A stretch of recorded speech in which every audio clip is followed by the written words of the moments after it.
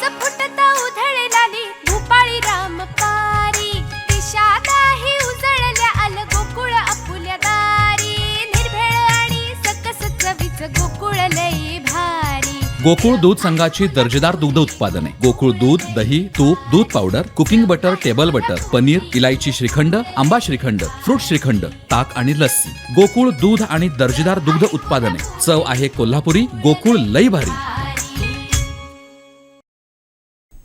उद्धव ठाकरेंचे हात भ्रष्टाचारानं बरबटलेले असल्यानं त्यांना धनुष्यबाण मिळणार नाही असा आरोप माजी मंत्री रामदास कदम यांनी पत्रकार परिषदेत केलाय. पाहुयात काय म्हणालेत रामदास कदम. काल देखील तुम्ही सुरुवातच केलीत. केशवराव भोसलेंचा ड्रायव्हर होता उद्धवजी. जर का तुम्ही मी केशव भोसलेंचा ड्रायव्हर होता हे जर का तुम्ही सिद्ध करून दिलं तर तुमच्या घरी मी भांडी घासेन. आता उद्धवजी तुम्ही माझ्या घरी भांडी घासायला याल का? आपण कुणाचं ऐकतोय, काय बोलतोय? अगं मी वाघासारखा जगलोय, कोणाचं ड्रायव्हर म्हणून कधी नोकरी केलेली नाही. केशव भोसलेंच्या निवडणुकीच्या वेळेला माझी गाडी, माझा पैसा, माझं डिझेल, काय संबंध कुठला कोणत्या ड्रायव्हरचा? पण सुरुवातच काल तुम्ही तुमच्या भाषणाला अशी केली. तुम्ही उद्धवजी एक गोष्ट काल बोलून गेलात की ज्याच्या हातामध्ये धनुष्यबाण तो चोर. वाहे उद्धवजी एक सांगतो तुम्हाला मी, ज्याच्या हातामध्ये धनुष्यबाण तो रामभक्त. हे पवित्र धनुष्यबाण सगळ्यांच्या हातामध्ये मिळत नाहीत. तुमचं दुर्दैव आहे आणि म्हणून तुम्हाला हे धनुष्यबाण मिळू शकलं नाही.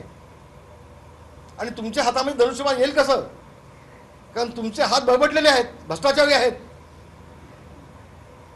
भांडूपचा आमदार अशोक पाटील यांनी दापोलीच्या जाहीर सभेमध्ये ते स्वतः सिटिंग आमदार असताना देखील त्याच्या आमदारकीचा सौदा किती कोटीमध्ये कसा झाला हे अशोक पाटलांनी सांगितलं, जाहीरपणे सांगितलं. आणि म्हणून तिकीट देण्यासाठी, तिकीट कापण्यासाठी जर का तुम्ही पैसे घेत असाल तर आता अशा भ्रष्टाचाराच्या हातामध्ये धनुष्यबाण शोभेल का? तो प्रभू रामचंद्राला हे बघू वाटेल का तुम्हाला धनुष्यबाण द्यायला? आणि म्हणून तुमचे दोन चार जे शब्द आहेत, गद्दार, चोर, बेईमान, खोके. अहो खोक्यामध्ये आम्ही अडकलो नाही, खोक्यामध्ये तुम्ही अडकलात. ज्याला कावीळ असते ना त्याला दुनिया पिवळी दिसते.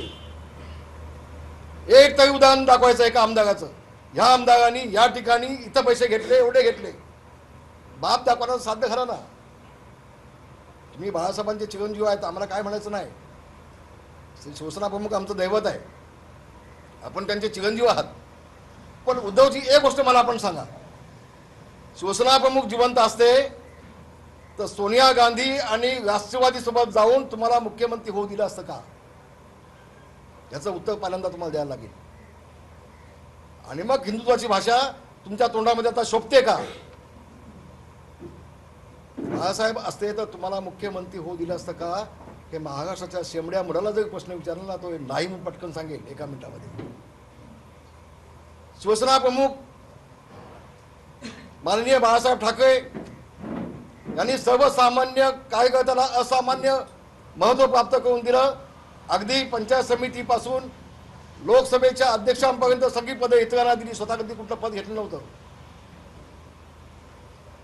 पण मुख्यमंत्री बनण्यासाठी शिवसेना प्रमुखांच्या, तुमच्या वडिलांच्या विचाराची बेईमानी तुम्ही केली. गद्दार तुम्ही आहात. इतरांकडे गद्दार म्हणून एक बोट दाखवतो तेव्हा शिल्लक असलेली 3 बोटं उद्धवजी आपल्याकडे असतात. ह्याचं भान तुम्ही ठेवायला हवं. तुम्ही चूक केलीत खेळला येऊन, तुम्ही खेळला येऊन चूक केलीत. आणि म्हणून खेळ आम्ही उभं केलं. इथं शिवसेना आम्ही उभी केले, संघर्ष आम्ही केलाय, केसेस आम्ही घेतल्यात, जेल आम्ही भोगलेत. तुम्ही काय केलं? काल तुम्ही एक शब्द बोलून गेलात, मिंद्यांचं मी जीभ हसवून टाकीन. तुमच्यात कुवत आहे काय ती जीभ हसवायची? नारायण राणे ज्यावेळेला गेले तेव्हा तुमची चड्डी पिवळी झाली होती ना.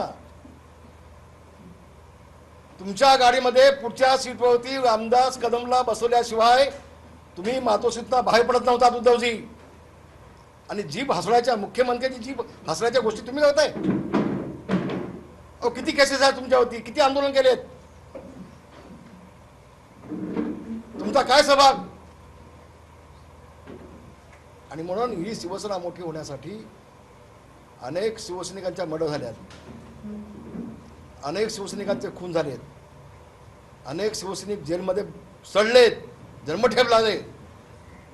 कृष्णा देसाईच्या मर्डर केसमधल्या शिवसैनिकांची काय हालत झाली मी साक्षीदार आहे. यांना कुठं माहिती आहे? शिवसेना अशी मोठी झाली नाही.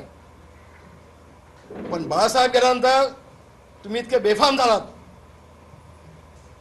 की या शिवसेना नावाच्या प्रायव्हेट लिमिटेड कंपनीचा मालक मी आहे आणि सगळे माझे नोकर आहेत. नेता बिता आमदार खासदार मंत्री सगळा विषय तुम्ही संपून टाकला उद्धवजी. कोकणातल्या ताज्या घडामोडी आणि लाईव्ह अपडेट्ससाठी फॉलो करा कोकणचं नंबर 1 महा चॅनल कोकण 7 लाईव्हचं फेसबुक पेज.